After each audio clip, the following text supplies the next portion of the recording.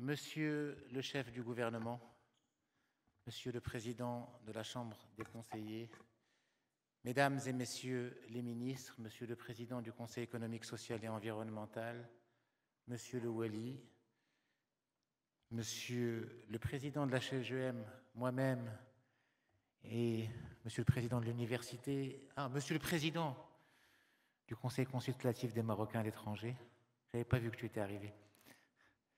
Nous sommes ravis de vous accueillir à cette deuxième journée nationale de l'industrie.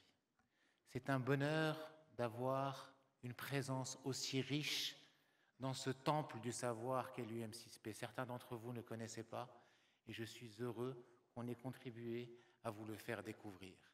Vous verrez, c'est passionnant ce qui se passe ici. Des innovations tous les jours. Le Maroc de demain se construit dans cette université et c'est aussi l'une des principales orientations que Sa Majesté le roi Mohammed VI, que Dieu l'assiste, nous a données pour l'avenir de l'industrie nationale. Alors, je suis un peu gêné parce que Monsieur le chef du gouvernement a tout dit, donc je vais essayer de faire une traduction en français, mais ce que j'avais prévu, c'était à peu près ça, mais je vais vous faire les chiffres rapidement avec quelques slides pour que vous puissiez les voir, et c'est assez impressionnant. Sa Majesté le roi, dans son message adressé aux participants de la première journée, à laquelle la plupart d'entre vous ont assisté, a affirmé que le Maroc a réalisé des progrès significatifs dans le domaine industriel au cours des 2 dernières décennies. Et ces progrès, les voilà. En termes d'emploi, x2, en termes d'entreprise, x3, en termes de chiffre d'affaires, x4, ce qui est assez impressionnant. On est passé de 185 milliards en 1999 à 800 milliards de dirhams en 2023. En termes d'exportation, c'est encore plus impressionnant, de 61 milliards de dirhams à 377 milliards de dirhams au cours de ces 25 années.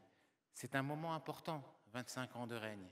C'est un moment où on doit regarder ce qui s'est passé, ce qui s'est bien passé, ce qu'on a à corriger et les orientations que nous avons à mettre en œuvre pour encore accélérer le développement de notre pays. Alors, au niveau de l'investissement, en tant que catalyseur de l'investissement et de l'export, 44% des emplois occupés au niveau de l'industrie sont des emplois occupés par des femmes, y compris. Alors, je vous entends déjà, c'est dans le câblage et dans le textile. Non, c'est aussi dans l'ingénierie, c'est aussi au niveau des directrices générales. Vous avez vu la nomination dernièrement de 2 directrices générales dans l'industrie aéronautique qui sont des produits de l'école marocaine et on en est fiers. 2 milliards de chiffre d'affaires chaque jour, 2 milliards de dirhams de chiffre d'affaires industriel. Chaque jour, 1 milliard de dirhams de chiffre d'affaires exporté. Chaque jour. 88% de la valeur des exportations de biens, 88% de la valeur des exportations de biens dans notre pays sont des exportations de produits transformés. Ça veut dire qu'on a fait cette première transformation. Après, il faut aller voir la complexité de cette transformation. Quel type de complexité au niveau de l'industrie? Ce qui était fixé par le modèle de développement, ça veut dire 55% d'exportation d'industries complexes est déjà atteint en 2023, alors que c'était un objectif qui était fixé pour 2035. On est le premier pourvoyeur d'IDE avec une moyenne de 33% des IDE qui sont orientés vers le secteur durant les 5 dernières années.